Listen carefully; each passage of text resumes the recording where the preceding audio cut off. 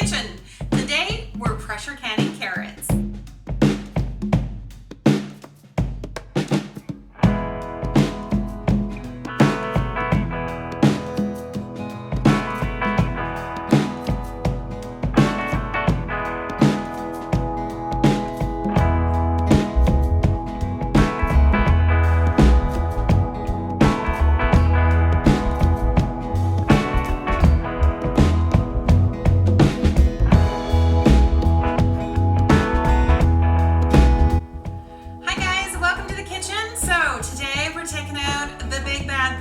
Pressure canner, and we are going to take care of some of this surplus of carrots that I have in my fridge. It's that time of the year, there's a lot of things coming in, and there's just no place to put everything and preserve it for the long term in the refrigerator. That's why the pressure canner is my tool of choice today. So the first thing I'm going to do is check out my pressure canner, make sure everything is copacetic with it before I even get started. I have a 23-quart Presto pressure canner. It's well used, it's well loved. Here are some things that if you're not as comfortable with your pressure canner or haven't used it yet, that you'll want to look for. You're definitely going to want to read through the manual that comes with it and make sure that you feel comfortable with the process. But after you've done that a few times, this is what I always do when I get started. I unlock the lid, take it, and this is like a valve stem. It's for steam to escape, and this is where we're eventually going to put our weight. So I want to make sure that this is not plugged in any way, and the best way to check that is to put it up towards a light and make sure that you can see right through it with no obstruction. If you can, perfect, you're ready to go. If you can't, you might want to take a pipe cleaner or even a little toothpick and clean out whatever might be in there. I find that's more of a problem if you're using your pressure canner to pressure cook things as well. I've not, knock on wood, had any issues with it when I'm only using it for pressure canning. The next thing is I'm going to take a quick peek at the gasket, make sure everything looks good with my gasket. I've just replaced this recently, so it's a nice new gasket, very pliable, fits in here perfectly. That's fantastic. And I just give this a little push up and it pushes up no problem, so everything is good. The overpressure plug at the back also. So life is good. That's how I check the pressure canner before I get started. I also store my extra racks and my weighted gauge and my regulator inside the pressure canner, so I never have to figure out where the heck I left them the last time.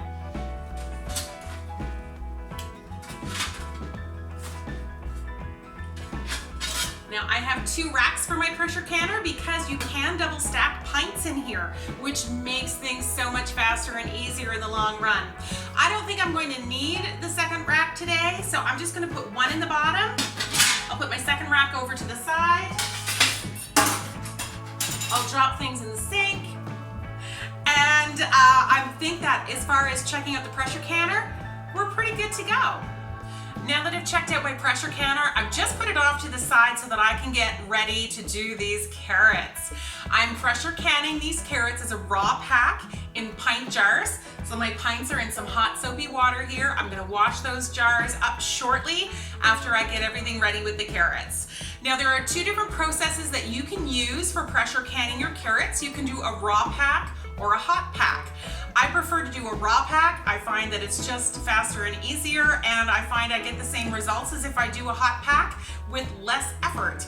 I'm all about that, aren't you? So in order to raw pack your carrots, what you need to do is you need to take out your carrots. I got this big 10-pound bag at the grocery store. $3.99, some of them because they're not like perfectly beautiful carrots, so it was a nice way to do a sell-off. So what I'm going to do is I'm going to peel my carrots. Yes, you need to peel them. It's important that you peel your root vegetables because we're trying to minimize the bacterial load that goes into the canner to begin with. Pressure canning gets the temperature up to 240 to 250 depending on your canner, which is what you need to kill the botulism spore. The botulism spore isn't active unless it's in a warm, moist, anaerobic environment. That means airless. Guess what happens when you can things? So this is why we want to reduce that bacterial load and why we definitely want to pressure can a low acid vegetable like a carrot.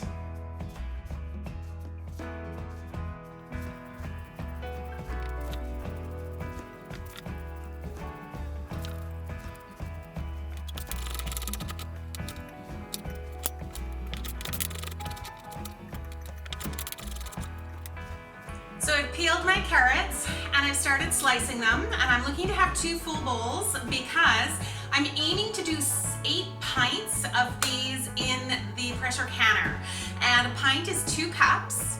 So I should have around 16 cups of sliced carrots if that's what I want. I'll probably actually not be able to put all of that into the jars. It kind of all depends on how big or small the pieces are, how well we're gonna pack them in. I'm aiming for about this size. Anything a little bit bigger than that, I'm slicing in half. Of course, there's always gonna be pieces that are a lot smaller. So the more evenly I can get the pieces, the better, but carrots just aren't made even, so we're gonna do the best we can. So right now I've got 8 cups already sliced up, and now this is what I have left, guys. This way. We'll see how many cups that this gives me after I get them all sliced up.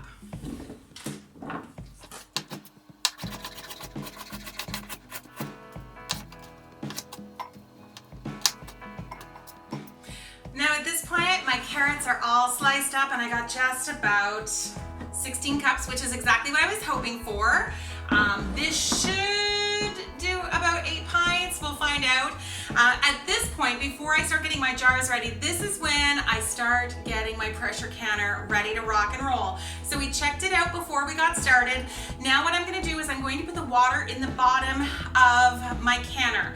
Now your canner will come with a manual and apparently a business card. If you don't have a manual for your pressure canner, you can go online and Google it because most of them are online now. But follow the manufacturer's instructions. Mine says to add 3 quarts of water to the bottom, so that's what I'm going to do. I'm going to make sure that my bottom rack is in there. You need to have a rack to put those jars on, and I'm going to add the 3 quarts of water that I've measured out in this pot. Then I'm going to turn it on low. I want the water to be just warm because I'm going to prepare some hot jars, and I don't want to put hot jars in something cold. That could cause thermal shock. And thermal shock is where you're going to see the bottom of your jar pop off, and all this hard work you put into your product is going to be for nothing. So you want warm jars, warm product, warm canner to put it in. Like I said, just on low is good, just to kind of warm things up. So I'm going to go do that right now, and then I'm going to come back and get the jars finished so that we can start filling. Okay, it's time to start filling these jars. Who's excited? Me! So what I've done is I've washed my hands, obviously, and I have washed all of my jars in hot soapy water. I've rinsed them and the lids as well, and now they're sitting in a sink of the hottest water that my tap will pump out so that they'll stay nice and hot. I've also boiled some water because we're going to need that to put in with the carrots.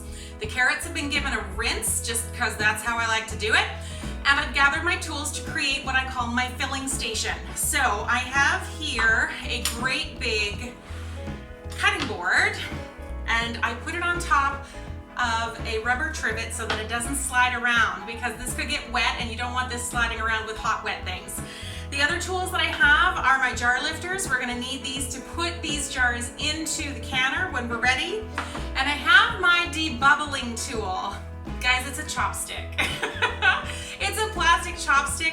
This just helps you move the food around to help it eliminate as many air bubbles as possible. So you can buy a special tool for that. A plastic chopstick works fantastic. That's what I do. And my handy dandy canning funnel.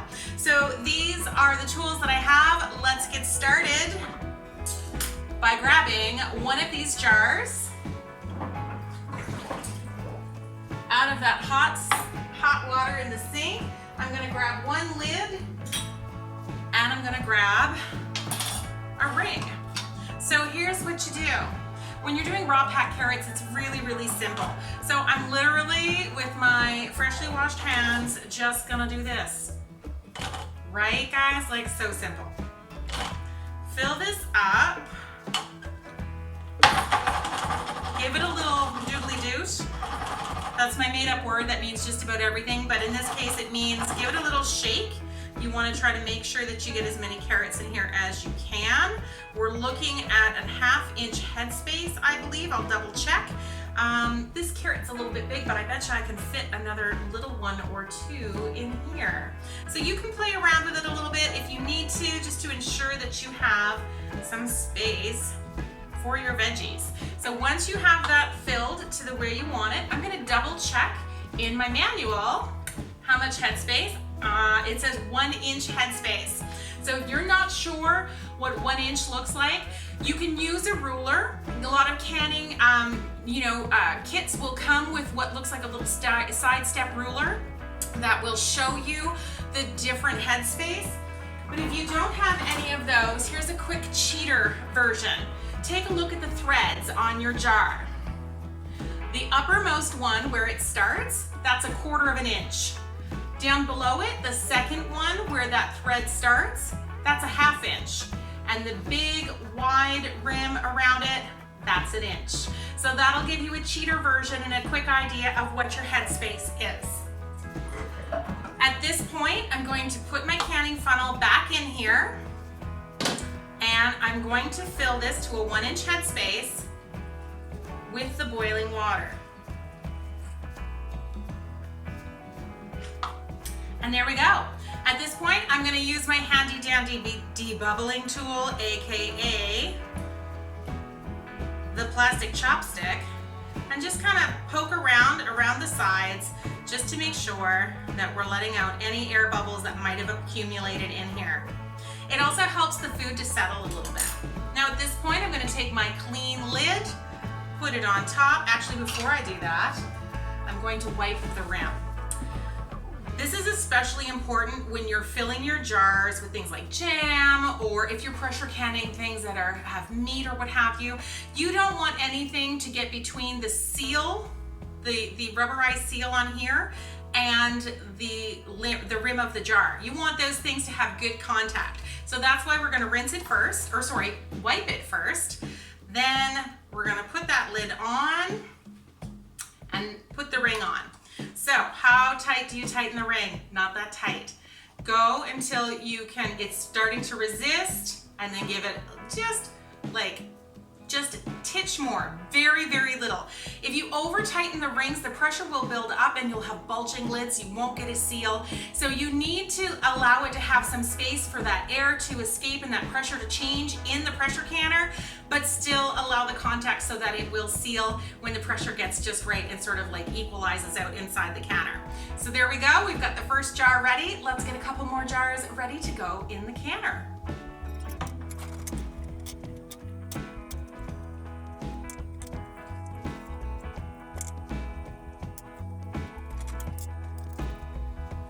Everything is in the jar, all the lids are on, these are ready to go, and I actually got 9 pints out of this, so that is perfect, because I can fit 9 very snugly in the bottom of the canner.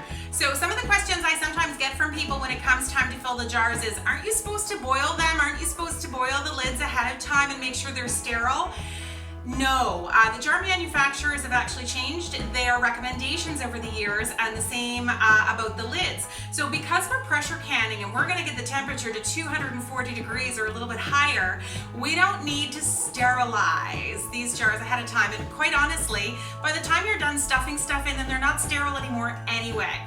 So in a sink with some hot water is great, or run them through your dishwasher and then take them out during that hot, dry cycle. That's another great way that you can have those jars clean, hot, ready to go. Now the lids, they've changed the compound on the rim of them that connects to the jar. So you no longer have to simmer those for 5 minutes first. The jar manufacturers are now recommending that as long as you've got them nice and clean and ready to go, that's all you need to do. So you can wash your jars and your lids in the same sink of hot soapy water, and then rinse them and keep them in a sink of hot water until you are ready to start canning. Here we go. We are putting the jars into the canner. You can see that I had that 3 quarts of water in there ahead of time. Watch my hand go in. These jars, because we raw packed them, aren't so hot that I can't lift them with my hand, but I'll tell you that jar lifter is going to come in super handy when it's time to take these out, because they are going to be way too hot to touch. So you want to pack these jars in here so that they're nice and snug, and right now we're going to have one layer of jars, but if you had a second layer, you could always put a rack on top of these and then put your second layer of the product that you're ready to pressure can. All right, the jars are in the canner. Let's put the lid on it and we'll take a look and see what it is that we need to be watching for as we wait for this to come up to pressure. So for the Presto, it has a notch on the side of the lid right here, and that corresponds with an arrow on your handle. And so when you line those two things up, this lid will settle down exactly into the right spot, give it a twist, and it's locked. The gasket's gonna help keep everything where it's supposed to be. So it's a good idea. There's a little lip here, like a little L-shaped groove in the front. You'll want that in the front of your pot. You'll want that facing out, because that's where this locks, and you're gonna want to see the gauge and see how things are going. So make sure that you place that facing towards you.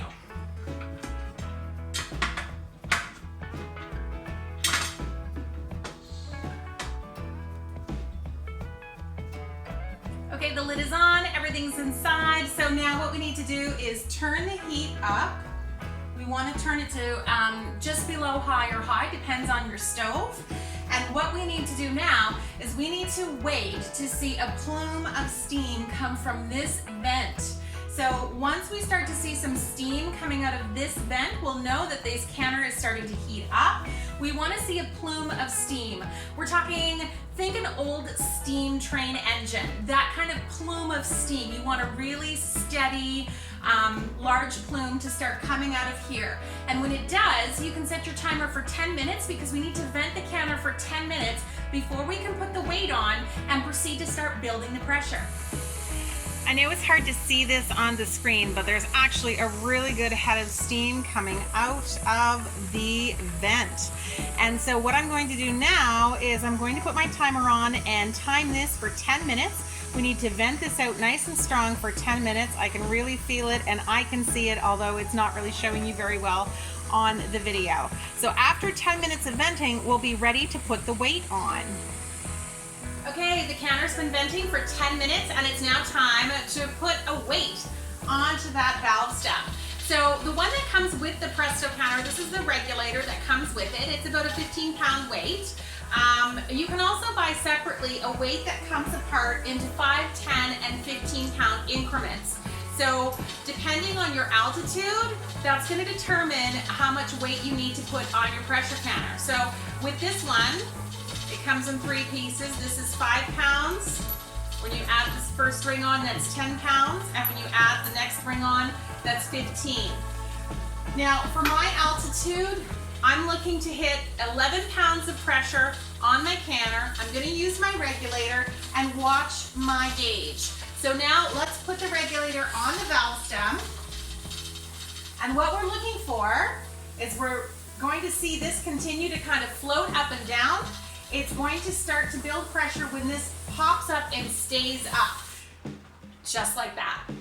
Now we're going to watch the gauge so that we can get that needle right up to 11 pounds of pressure. Now I've currently got my stove, this burner, on high. So as the pressure starts to rise, I'm going to very slowly and carefully turn down the temperature, because with a pressure canner, you want to have the right amount of heat at the right time in order to get a nice steady rise in your pressure. If your pressure rises up too much or too fast, you can end up with siphoning, which means some of the product in your jars is going to come out of the jars before it has a chance to kind of equalize, I guess is the best way to put it, inside your canner and have that lid closed properly. I find for my burner that once I hit 7 pounds of pressure, I start to dial back the heat just a little bit until I'm right about just above medium high. That seems to be the sweet spot for me to maintain that 11 pounds of pressure for when I need it. And here we are, we've achieved 11 pounds of pressure. which is exactly what I need for my altitude. And it's now time to start timing my carrots in the pressure canner. So for pints of carrots, it's 25 minutes at 11 pounds of pressure. So what we want to do is try to maintain that 11 pounds as perfectly as we can for 25 minutes. Now, please note that if you drop pressure, if it goes underneath 11 pounds of pressure at any time during that 25 minutes, stop the timer, bring it back up to pressure, and start the timer all over again. Because it's really important for safety purposes to make sure that you have the right amount of heat at the right amount of pressure for the right amount of time to ensure that your carrots are safe. All right, my timer's gone off. It's been 25 minutes, so I've turned the burner off, and now what I'm doing is I'm waiting for my canner to depressurize. So what does that look like, and what do you have to do? Basically, you have to be patient. So what the best thing to do is just to watch and wait. What we're looking for is this button to pop back down. So we needed that to pop up and stay up when we were waiting for this counter to start to pressurize. We're basically doing the reverse process on the way down. Once this button pops down, then you can remove your regulator or your weight and put the timer on for 10 minutes.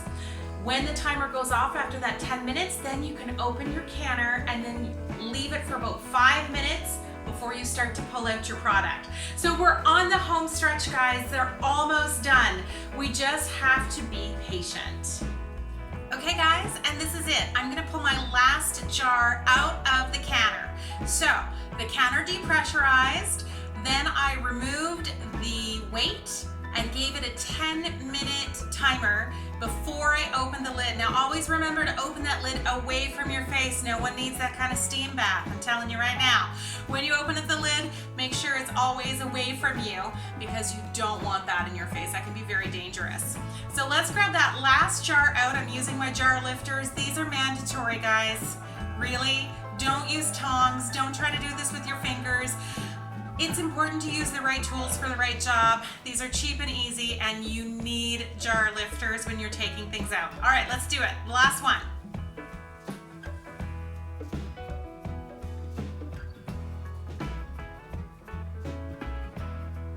When you're taking it out of the canner, you want to try to lift it up as straight as possible and just up and down. You don't want to jostle it too much if you can help it. Just put it straight down on a towel or something that is good for you to put. You can use, you can even use placemats, or if you want to use a cutting board, whatever works. I like to do a towel because this way the jars don't sort of slide around. And now we're just going to leave them alone for the next 24 hours. What we're going to be doing during that 24-hour period is, first of all, you might see that some of them are still boiling, and that's super, that's a-okay. We don't have anything to worry about. They might continue to do that for quite some time. So that's not a concern for you at all. You might hear some pinging. There was a ping a minute ago as the lids begin to seal. That's fantastic. You don't want to press down on the lids. We want them to have a proper seal. So you really just want to leave these alone and untouched for the next 24 hours to allow them to go through that process as they cool down. After 24 hours is up, you'll want to check the lids and make sure that they're on securely. And I'll show you how you know. So this is some salsa verde that I canned yesterday. It's been 24 hours. I'm about to give it its bubble bath, as we call it. You should be able to lift the jar up by the lid if you've got a great seal, right? Just like this. So at this point, after the 24-hour period is up, wash them in some hot soapy water, dry them, label them, so that way you know when you made them and how you made them, and then you can store them. Most people prefer to store them without the rings, just an extra safety feature, and also this way you don't end up with those rings kind of rusting onto your jar, which can be a pain later on. So it's completely up to you, but I prefer to remove the rings for storage. And that is just how simple it is to pressure can your carrots using a raw pack method. I hope this has been helpful. If you have any questions, please pop them in the comments. I will do my very best to answer any questions that you might have about this process and any other canning process along the way. I am one of those safe canners, so we won't be canning butter and dairy and all kinds of weird stuff. That's for another day. We're gonna be following USDA guidelines. And if you want some more information about what are the most scientific, up-to-date, and tested methods for canning and food preservation, you should absolutely get online and head straight over to the National Center for Home Food Preservation. They are the holy grail of safe, tested, and up-to-date information. I love that sound. Don't you love that sound? There you have it, raw packed carrots, pressure canned, and tomorrow they will be heading for the pantry. They'll be great for soups, stews, and any other dinner things that we want to do. They're really easy to pop out and add a little butter and honey for those honey glazed carrots. So good. Thanks for being here. I'm so glad that you hung in, and hopefully this inspires you to get your pressure canner out and to get canning.